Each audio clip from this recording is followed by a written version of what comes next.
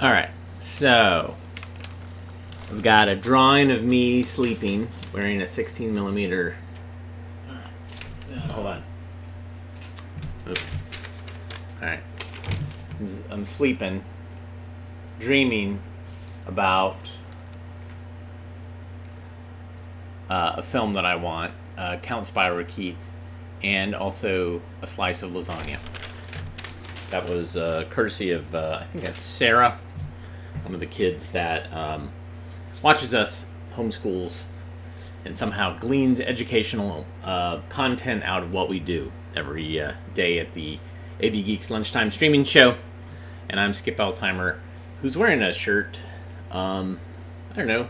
This is a part of a campaign we did a long time ago, kind of a Indiegogo crowdsourcing thing where we digitized a bunch of film, raised $20,000. Is there interest in a shirt like this? Like, I might reprint these. Let me know. There'll be a different color, but this would be the same. Anyways, how's everybody doing? Thanks for tuning in today. Got lots of films to watch, lots of 16 millimeter films. I once dated someone who loved Underwriters Laboratories, loved labs that were dedicated to breaking things, running too much power through things, just to see, like, you know, if they would break, if they'd catch fire, things like that. So here's a film. It's got some water damage at the beginning, about Underwriters Laboratories. Enjoy. An important machine is the automatic sprinkler system. Tanks are tested in regulated ovens to determine operating temperature. See the solder on the link begin to flow as the link reaches critical temperature. The link parts and the water is released. For the laboratory, there is equipment for numerous other tests of fire hose, wires, cords, and cables. Some of the samples are submitted for approval. Others have been sent in by the factory inspectors of the laboratory for counter-check. Samples from the rubber lining of the hose are die-cut to uniform shape and size, preparing them for tensile strength and other physical tests. Investigation of the physical properties of the rubber lining of a hose or of a wire's insulation gives a quick indication of how well it will do its job as well as how long it will remain safe. Samples must meet rigid specifications for tensile strength and stretch. After the copper conductor has been carefully removed from the rubber insulation, marks to a part are made on the tube, which is then placed in the machine. Pointers connected by a measuring tape follow the marks during stretching. When the break comes, tensile strength and stretch have been measured. These tests show that the wire coverings are treated so that fire will not spread along the wire's length. After successive applications of a bunch of a rubber compound are determined by using this apparatus. Weighed samples are placed in a linen cloth, which in turn is twisted and placed in the extraction cup. The cup is suspended in a weighed extraction flask containing acetone or chloroform. Here the siphon cup is emptying, an operation repeating every 3 or 4 minutes. Rubber compounds deteriorate with age. To determine how much, they are subjected to oxygen at 300 pounds pressure at 158 degrees Fahrenheit. In 96 hours, the effects of months or years of normal aging are reproduced. The physical properties of these specimens are then compared with those of untested specimens. This machine was designed to show how well cord will stand the kinking it undergoes in use. To be approved by the underwriters, heater cords must stand 3,000 twists and untwists for the lamp. The ballast, which is the part that makes the lamp work, heats up considerably. Here, an engineer is checking the wiring in a fluorescent lamp fixture preparatory to attaching thermocouples for a heating test. Electric discharge lighting systems of 1,000 volts or less are commonly known as cold cathode lighting. The testing of these fixtures not only involves the usual tests for temperatures, but also the possibility of shock hazards. The starting voltage on most of these fixtures is close to 1,000 volts and thus requires special insulation on the wiring, as well as on the lamp holders and other parts. Armored cable and flexible steel conduit must pass tension tests to win Underwriters Laboratories labels. Armored cable must support 300 pounds for 1 minute without opening up its convolution. Some types of electrical raceways have a corrosion protective coating of zinc. The thickness and uniformity of the zinc are determined by 4 or more repeated 1-minute dips into a copper sulfate solution. Solderless lugs or wire connectors are tested by this machine to see that they maintain tight, secure electrical joints. Wires, cables, and cords are means of conducting electricity. Other equipment controls it. In this laboratory, the engineers test switches, circuit breakers, fuses, and other protectives and equipment. This switch must operate 50 times at 1.5 times its ampere rating, and then 6,000 times at rated current and voltage. Thermocouples attached to motor controllers and other circuit equipment indicate the temperatures reached at critical points while devices perform their intended functions. Safe temperature limits for various materials must not be exceeded. Circuit breakers act as electrical safety valves, and when operating under most severe short-circuit conditions, must not fire cotton packed around them. In a 5,000 ampere circuit, the breaker trips, but the cotton fires. A failure. Fuses also are protective devices. Here we see an engineer check temperatures while testing to see that they carry their rated current indefinitely. In this scene, the familiar plug-type fuse is packed in cotton for a short-circuit test. Like the circuit breaker, it should open the circuit without exploding or igniting the cotton. The short-circuit current is tested safely during long periods of use. Many types of current-consuming electrical appliances are tested for fire and accident hazards. Temperatures are measured during the operation of portable electric heaters. Then they're draped with cheesecloth to develop maximum heat in a short time. If the cloth ignites, the heater is not approved. Other tests are made. Ironing machines must pass heating tests and then an insulation test of nearly 9 times the voltage on which they are designed to be used. In the burnout test, this mangle, in contrast to the way it's intended to be used, is run indefinitely with its shoe pressed on the roll. To meet this test, the machine must be as foolproof and fire-safe as possible. Radio sets, amplification equipment, recording devices, and electric games are tested in this laboratory. Underwriters engineers check overheating, electrical ratings, and examine the insulation of parts carrying dangerous voltages to see that they're foolproof in the face of amateur tampering. Here is one of the newest home radios, a television receiver. The electrical circuits to the picture tube, the big tube on the bench to the right, are being tested under controlled conditions at voltages higher than normal. This is one of many tests on television sets to ensure protection to the user under all normal and abnormal conditions.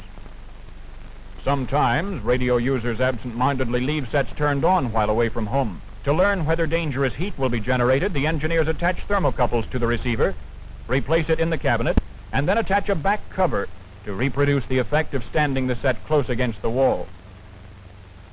When time enough has elapsed for maximum temperatures to develop, they are checked to see if they are dangerously high. And now from heat to cold, or rather to refrigerators, water coolers, and air conditioning systems.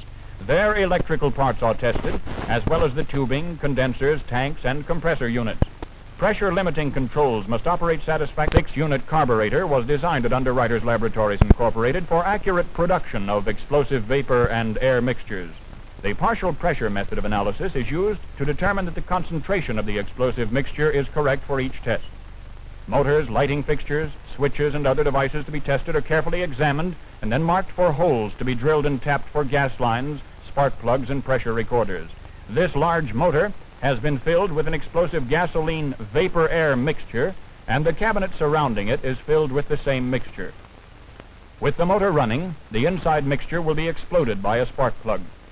But the surrounding gas within the cabinet should not explode, and the motor itself must not be damaged. Watch the little revolving drum closely. There. The mixture in the motor has been fired, and here is the record of the pressure generated by the explosion. This lighting fixture is for use where gasoline, naphtha, benzene, or other inflammable vapor-air mixtures are present.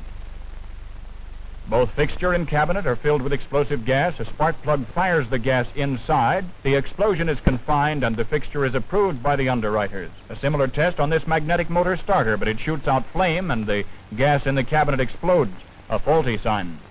In still another laboratory, the safe performance of oil burners under normal and extreme conditions is determined. Using the grade of oil for which they are designed, they are operated 10 minutes on and 10 minutes off for 195 hours. Performance and condition are constantly checked. Next, they're run continuously 7 hours a day for 3 days. Character of flame and facilities for its regulation are important factors to be investigated.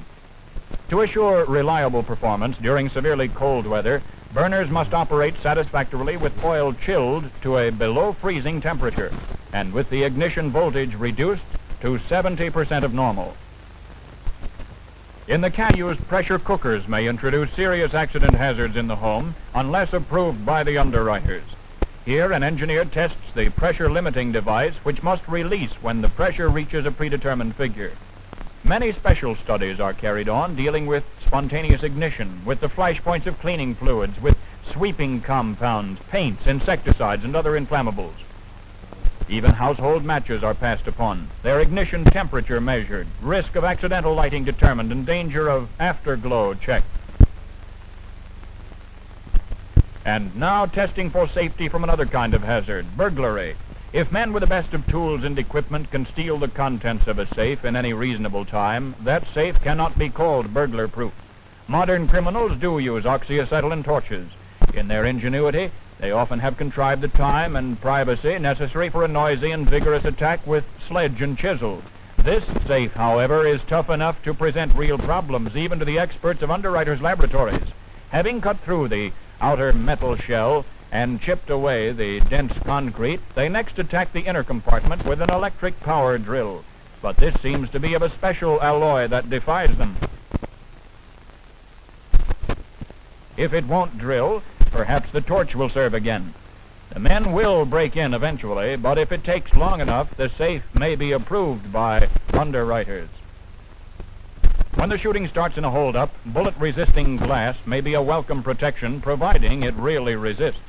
When samples of glass are tested in this indoor range at underwriters' laboratories, anything from an automatic pistol to a submachine gun is used. Tested within the limits of its particular specifications, the sample may be shot. Gas guns are important protection in public rooms of banks and elsewhere. Here, a gas cartridge is loaded into a gun of a type designed for bank installations. And the sprinkler distribution determined. Control valves for sprinkler systems. These lists contain the catalog numbers of the 25,000 or more different types of devices, materials, and systems which have been approved by the underwriters. They're published annually for free distribution. The bi-monthly supplement reports the listings of all products approved after the annual publications were issued. The inspection label of this service organization. These are the labels by which you may identify many products which have passed the tests. Their presence on an article tells you not only that the construction and performance were tested in one of the 3 laboratories in Chicago, New York, or San Francisco, but, and this is of equal importance, that while the device remains approved by the underwriters, the production at the factory where it is made is constantly checked by one of the laboratory's 300 field engineers or inspectors, located at 175 stations throughout the United States. Yeah, that film had some problems. Oops, wrong one. So, yeah, there was definitely some water damage there. The title and the ending was clipped. But that was Paul Harvey. Man, I was very excited to hear that. And there's some good ears out there that noted that. I would love to pay money to recreate some sort of AI that just reads everything in Paul Harvey's voice and in his pacing of how he talks. Yeah, that would be a great investment in AI technologies. Yeah, so great. All right, so behind me I have a film scanner set up with some films, and this one is with an inquisitive cat, part of a series. Let's watch, enjoy.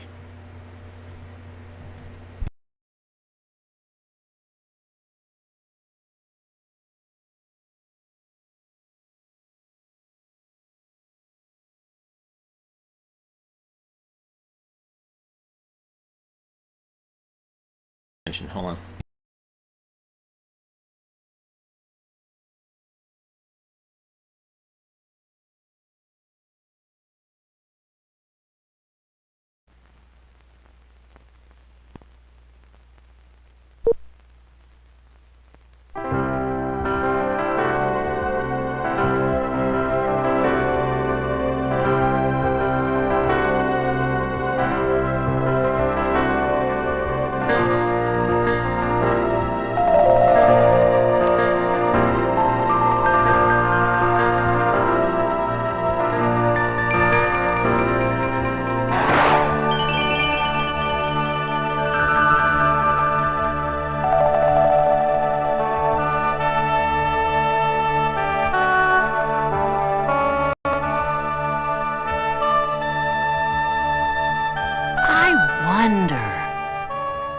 wonder... What do you wonder?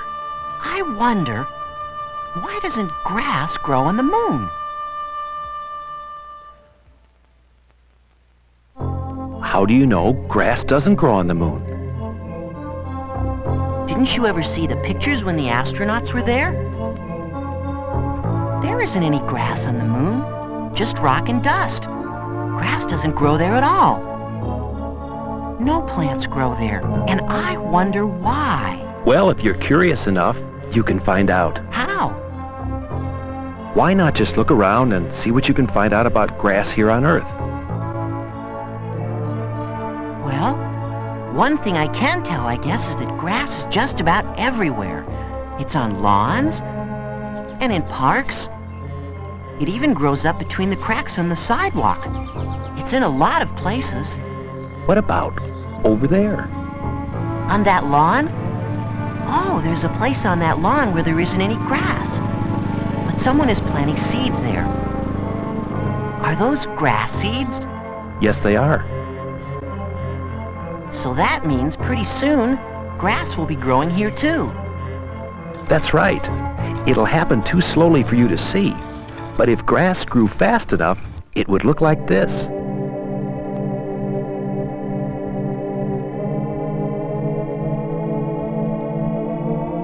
Wow! Every seed has a tiny plant inside it. And as it grows, you can see that each tiny grass plant has roots, stems, and leaves.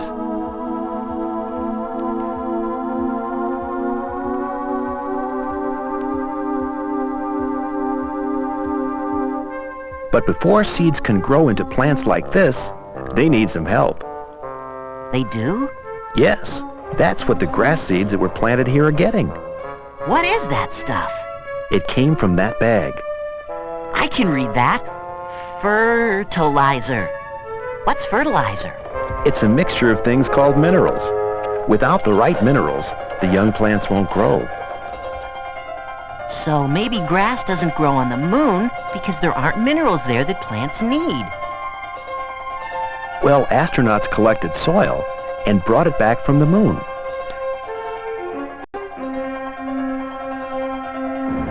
And scientists who studied the moon soil found that it has many of the same kinds of minerals in it that soil on the Earth has. And when they planted seeds in the soil from the moon, the seeds grew. I guess that means that moon soil does have enough minerals. So maybe plants need something else besides minerals. Is that right? Yes, good thinking. Now, look over there. What's happening to the ground where the grass seeds were planted? It's getting watered. Someone's sprinkling water on the ground where the seeds are. But the grass that's already growing is being watered too. Well, it looks like the grass is being watered, but I'm looking really closely now, and I can see that most of the water that's falling on the grass falls off of it and lands on the ground. Good. You're doing some good looking and clear thinking.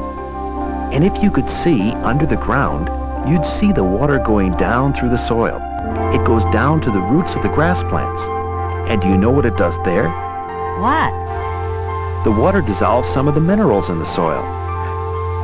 Minerals dissolve in water just the way powdered drink mix dissolves in water.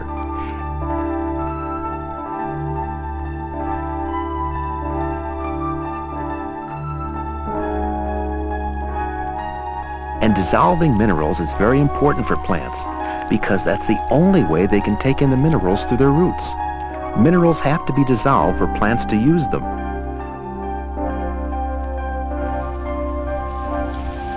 Soil water with the minerals in it moves from the roots to the stem.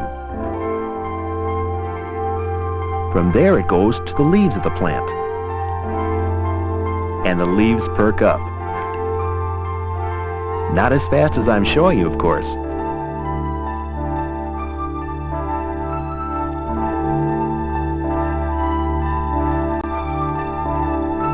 I see. So grass needs water to grow. All plants do. So that's why grass doesn't grow on the moon. There isn't any water there, even though there are the minerals that plants need to grow. Well, now you've found part of the answer to your question. But even if it rained on the moon, grass still wouldn't grow there. Why not? Well, maybe it'll help if you think about the time you saw the astronauts on the moon. Okay. What color hair did the astronauts have? What color hair? Oh, I couldn't see that. They all had spacesuits on. Why didn't they take their spacesuits off? Because I don't know. Because inside their spacesuits, there is air for them to breathe. Astronauts have to carry their own supply of air with them when they're on the moon. Because there isn't any air on the moon. That's right. People need air. And so do cats and all animals. And so do plants. From the air, plants get important substances they need in order to grow and stay alive. The air gets into the plants through their leaves. On the undersides of the leaves, there are tiny holes where the air the plant needs comes in. So now I know some reasons why grass doesn't grow on the moon. Even though there are minerals in the ground, there isn't any water and there isn't any air. But are there any other reasons I haven't thought about? Yes, there's one more important reason. Maybe going to a greenhouse will help you find the answer. What do you see? Well, lots of plants are growing here. Warm inside and bright, and just about the whole greenhouse is made of glass. Why do you suppose it's made of glass? I think it must be so that the sunlight can shine on the plants just the way it does when they're growing outside of a greenhouse. I see, sunlight. That's what plants need. Yes. Green plants, like grass, need sunlight or any other kind of light that gives them energy. They need energy to grow and to keep warm, but not too warm. Can you remember what sometimes happens when the weather is very hot for a long time and there isn't any rain? I remember. The grass turns brown, and sometimes the grass dies. That's because sometimes the sun makes it too hot for grass to grow. But it gets much hotter on the moon than it ever gets on Earth. An astronaut's spacesuit has to be air-conditioned inside for the astronaut to be protected from the sun's energy. The sun makes it hotter than boiling water on the moon. That high a temperature would cook grass or any other plant. But when it's night on the moon, or even just where there are shadows, it gets very cold there, much colder than it ever gets on Earth. Think about places here on Earth where winters are very cold. What happens to the grass? Grass stops growing. It doesn't start growing again until the weather gets warm, like it is now. But on the moon, it's very, very hot, or very, very cold. Too hot and too cold for plants to live there. And that's because of something you've already found out. There isn't any air on the moon. So that's another reason plants need air, so it won't get too hot or too cold for them. Good thinking. But I can't figure out why air makes a difference. Well, you see, in the daytime, the air stops some of the sun's energy from reaching us, so the Earth never gets too hot. And at night, air holds in some of the sun's energy, so the Earth never gets too cold. Plants, like grass, can't live in places where it gets too hot or too cold, like it does on the moon. So now I really do know why grass doesn't grow on the moon, don't I? Yes, and I also think you know enough now to figure out how you could get grass to grow there. Just use your imagination. Well, I guess first I'd need a spacesuit for myself. And then I'd need a greenhouse that was filled with air. And I'd have water. And I'd better have air conditioning so it wouldn't get too hot when the sun was out. And heat lamps so it would be warm enough at night on the moon. Well, maybe someday there will be something like your greenhouse there. And meanwhile, I don't have to wonder anymore why grass doesn't grow on the moon.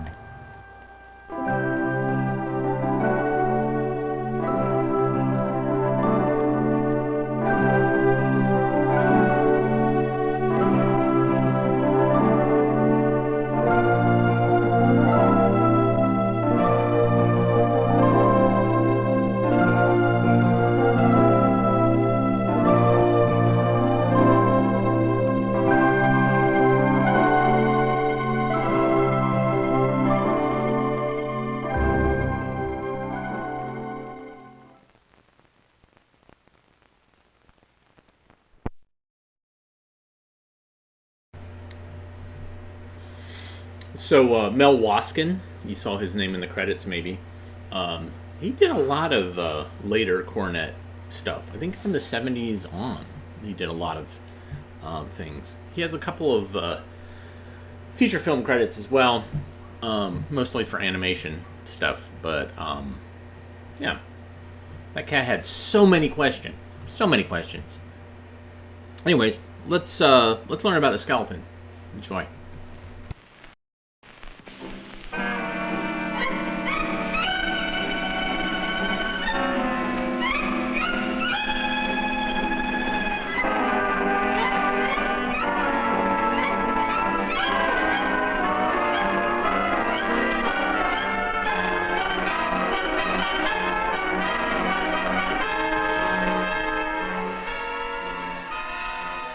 The human body frame is an amazing assembly of pillars and columns, of rings and arches, of bridges and supports, all movable, all designed for maximum efficiency, for work without interruption for many, many years.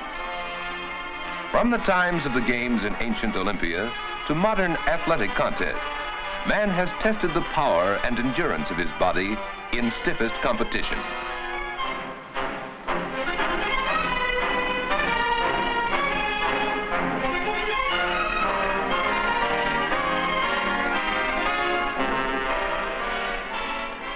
In the quest for more knowledge about his own body, man tried to find out how each species adapts itself to the environment.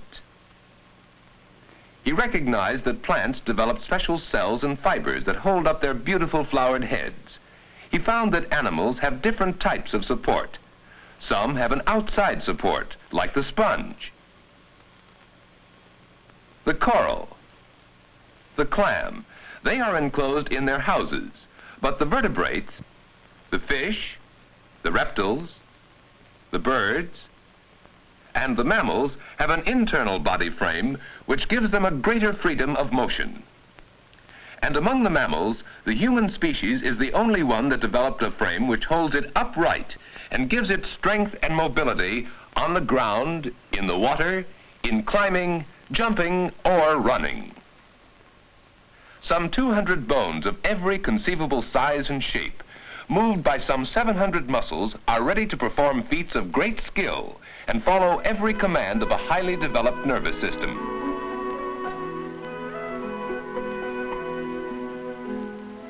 Each of the 200 bones of the human skeleton has a specialized function to perform, but all the bones together give the body its shape. At the same time, many of the bones protect and support the organs of the body. The ribs protect the lungs. The breastbone shields the heart. The pelvic girdle, with a part of the spinal column, protects the lower abdominal cavity. The pelvic girdle also provides the base for both legs. The bones of the cranium are thick and firmly connected to protect the most important of all organs, the brain, and the delicate sensory organs, such as the eyes and ears. The spinal cord, this sensitive and all-important organ, is guarded from injury by small bones or vertebrae, which at the same time provide firm but flexible support for the trunk part of the body. To permit the body to move freely, the human skeleton has a number of joints, each serving a special purpose. The elbow joint resembles a hinge and is called the hinge joint. A hinge joint allows movement in one direction only, but with considerable pulling power. The knee bones also function like hinges on a door. The moving X-ray picture demonstrates this one-sided motion of the hinge joint of the knee. The shoulder joint gives considerable freedom to the arm, which can rotate in several directions. Such a joint is called a ball and socket joint.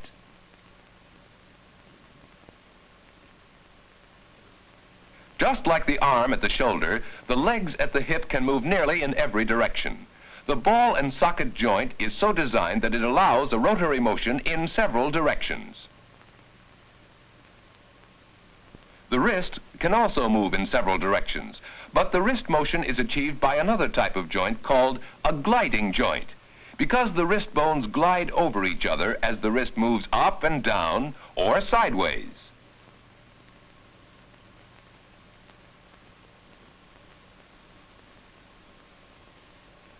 Bones could not stand the friction and tension demanded of them if it were not for constant lubrication.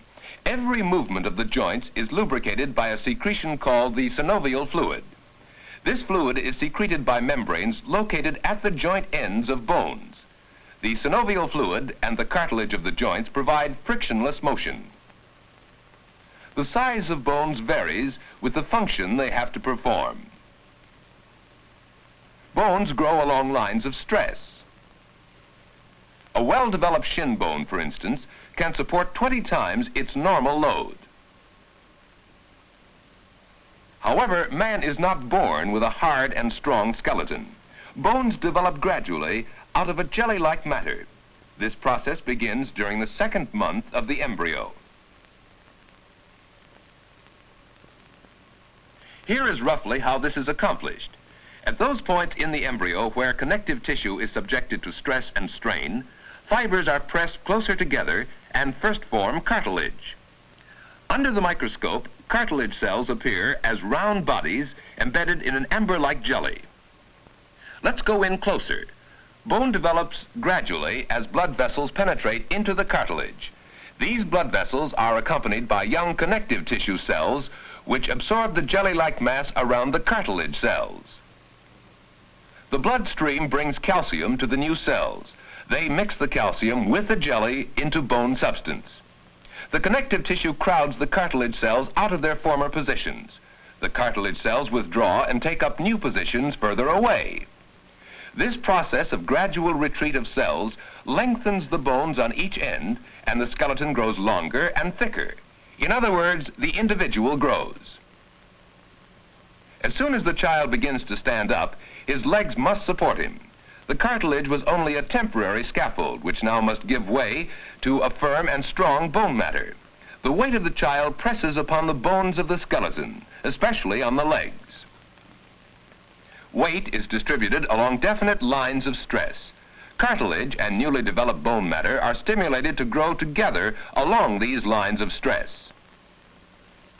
Wherever the cells have not been under stress, they gradually degenerate and disappear, leaving an internal bone structure of spongy character, which makes the bones light but strong, capable of holding up the weight of the body, just as the network of slender steel girders holds up a heavy roof or a bridge.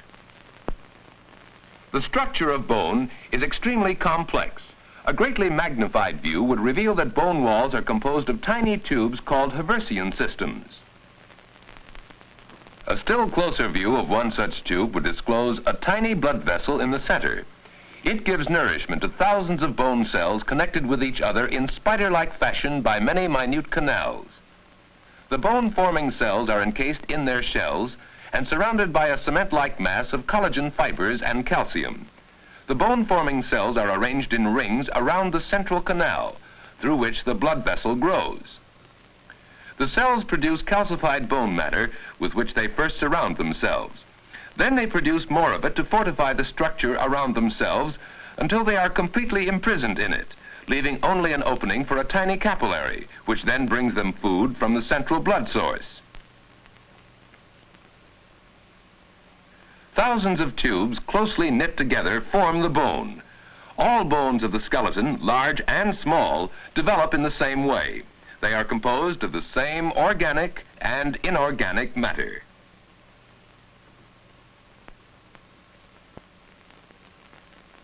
All bone consists of mineral salts and living matter. It is easy to demonstrate the mineral and tissue contents of the bone. Some acids will dissolve most of the mineral matter out of the bone, leaving only the bone substance. The general appearance of the bone has not changed, but now the bone has no rigidity. It bends without breaking. Burning removes all living tissue from the bone. One light stroke will chip it. Again, the shape of the bone has not been altered much, but it has lost all elasticity. The minerals enter the body with food, and the blood carries them into the bone tissue. In childhood and adolescence, the diet must be particularly balanced to ensure adequate mineral supply. Milk is a natural source of minerals for all young mammals. But minerals are not enough. Certain vitamins, especially vitamin D, are necessary for the process of ossification. Just as bones develop along the line of greatest stress, so ligaments and joints develop through constant exercise.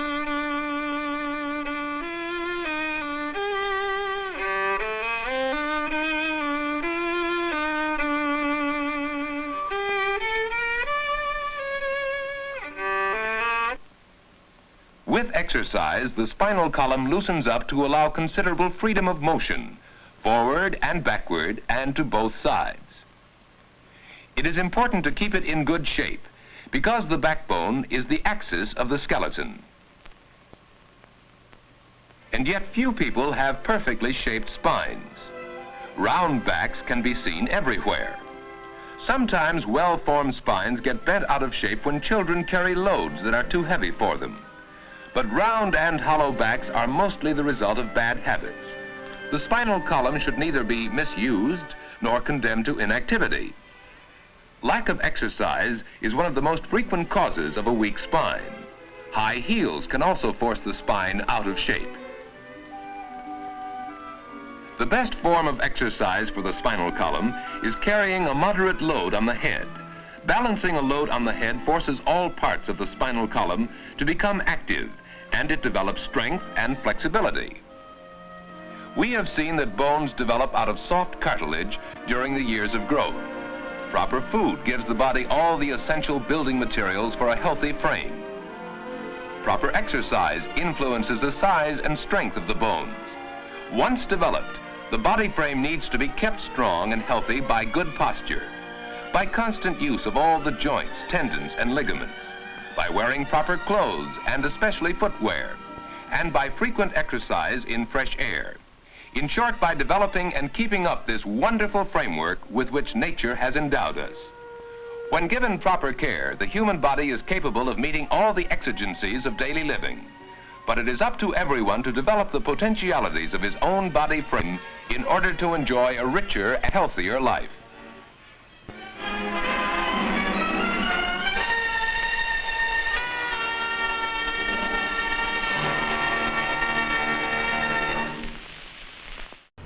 I have notoriously bad posture.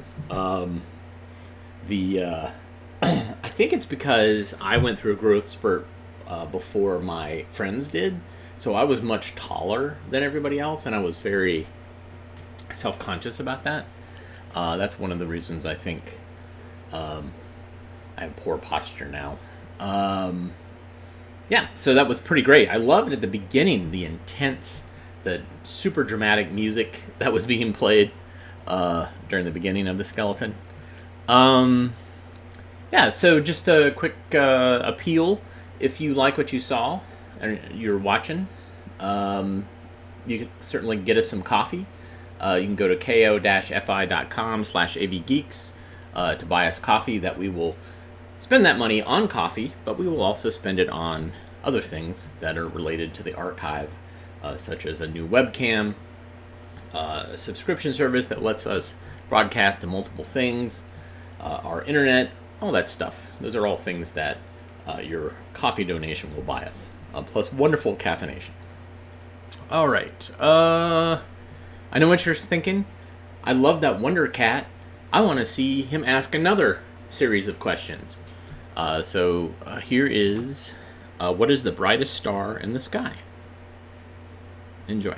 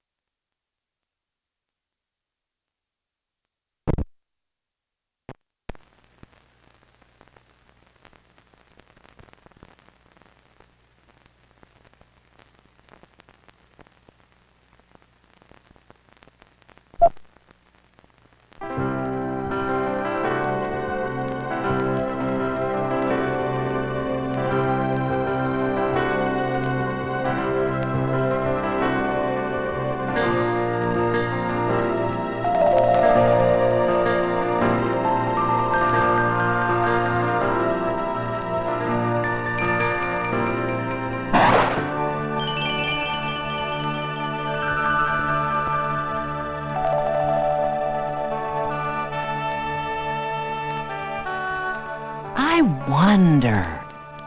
I wonder, What do you wonder, Wonder Cat? I wonder, what's the brightest star in the sky? What is the brightest star in the sky? If you're curious enough, you can find out. Look over there. Are those stars? They seem to be getting brighter and brighter. And brighter! Oh, they're not stars at all. They're airplane lights. They look even brighter than the stars. But that must be because I'm closer to them than I am to the stars. But there's a bright star. That looks like the brightest star in the sky. It does, but it doesn't twinkle like the stars do. That's because it's not a star, it's a planet. It's the planet Venus, part of our solar system. You need a telescope to see that it's not really a star. It's bright because the clouds all around it are lit up by the light of the sun. But it's so far away that it looks like a star. But it's not as far away as the stars are. The brightest objects in the night sky aren't stars at all. The moon, for instance, isn't a star. It's lit up by the light of the sun, too. That's why it's so bright. It doesn't give off any light of its own. When the astronauts were there, the sun lit them, just the same as it lit up the moon. Even the Earth is bright when the astronauts see it from space, because it's lit up by the light of the sun. The moon and the Earth and the other planets are lit by the sun. But the sun is a star, and the stars are bright because they're hot enough to give off their own light. But I still wonder, what's the brightest star in the sky? You won't have to wonder long.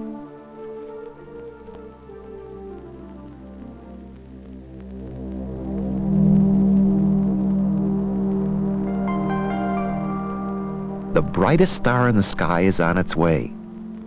It may not be the brightest star in the whole universe, but it's the brightest star to us on Earth because it's our nearest star. Is it the sun? Is the sun a star? That's right. The sun is a star. It's so bright, it makes the whole sky bright. But where are the other stars now? The sun makes the sky so bright, you can't see the other stars when the sun is shining. It's so bright, you should never look directly at it. If I put my sunglasses on, I can look at it. No, even with sunglasses on, you should never look directly at the sun.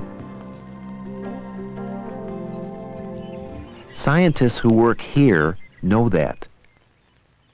This is a place where astronomers study the sun, a solar observatory.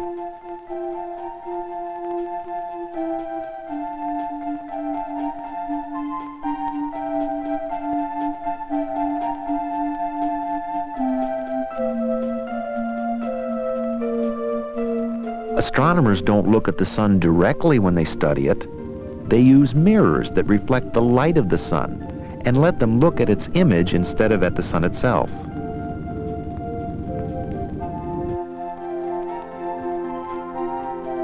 The sun's light is reflected down a long tunnel into the place where the astronomers work. And even then, they wear very dark glasses to protect their eyes, even though the image they look at isn't nearly as bright as the sun itself. The bright sun lights our world and keeps it warm in the daytime.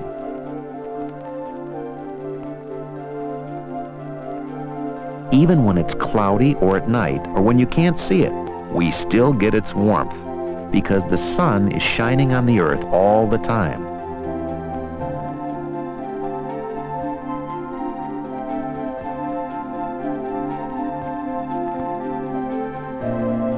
If the sun's always out there shining, how does it get to be night? Well, if we make these shadows move a lot faster than they usually do, maybe you'll be able to figure it out yourself.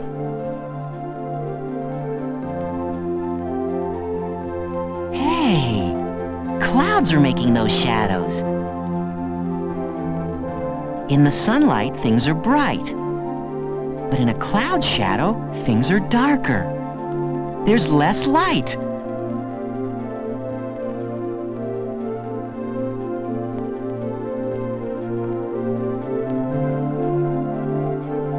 The cloud keeps some of the sun's light from shining through. But the cloud's moving. And in the place where the shadow was, things are brighter and warmer again. Now the sun is shining here again.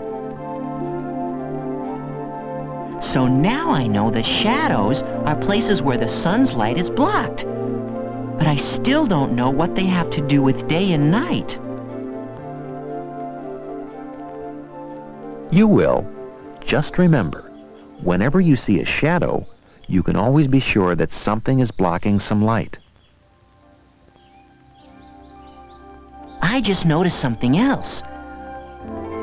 A thing that makes a shadow has a bright side and a dark side. And the dark side of the tree is part of the shadow.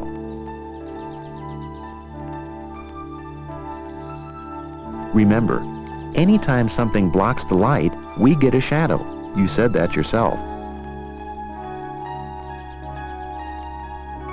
Sunlight shines on this part of the tree, but the sunlight can't get through the tree to the ground.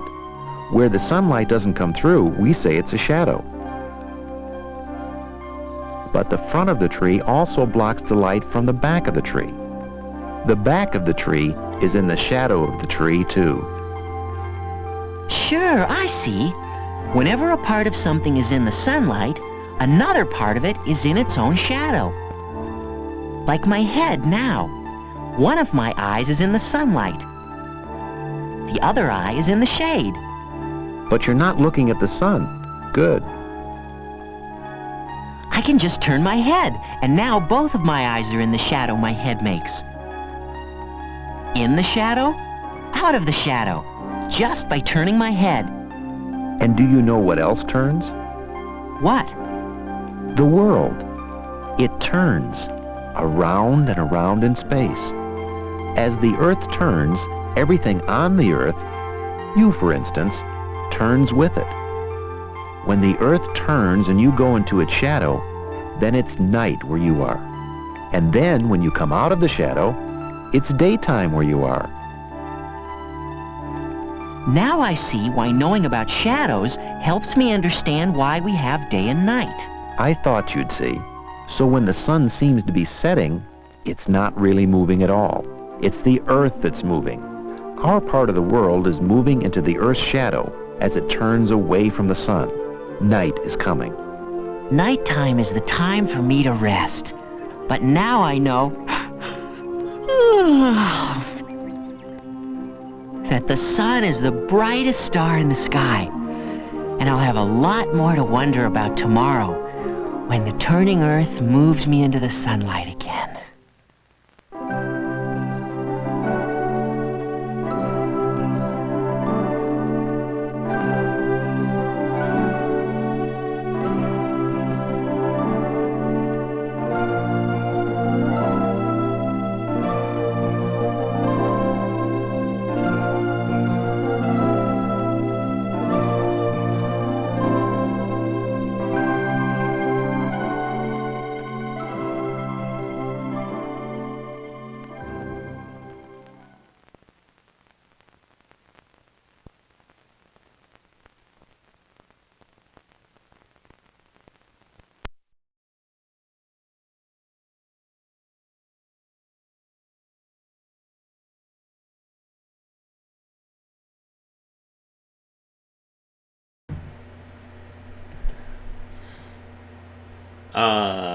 Yeah.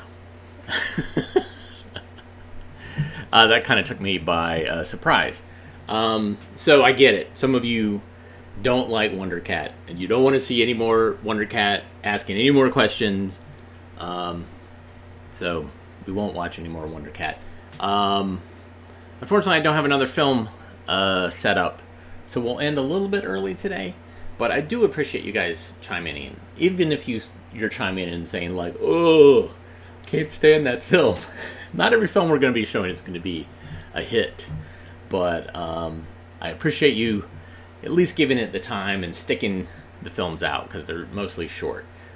So join us tomorrow, Friday. We'll have some more 16mm films and no Wonder Cat tomorrow. Maybe sometime later we'll have some, but not right now. If you like what you saw, you can hit the like button, the subscribe button, the thumbs up button.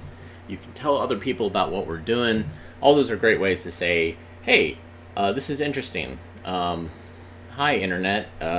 Why don't you tell more people about this? You can also go to avgeeks.com and buy DVDs and see other things we've digitized and other shows that we've done.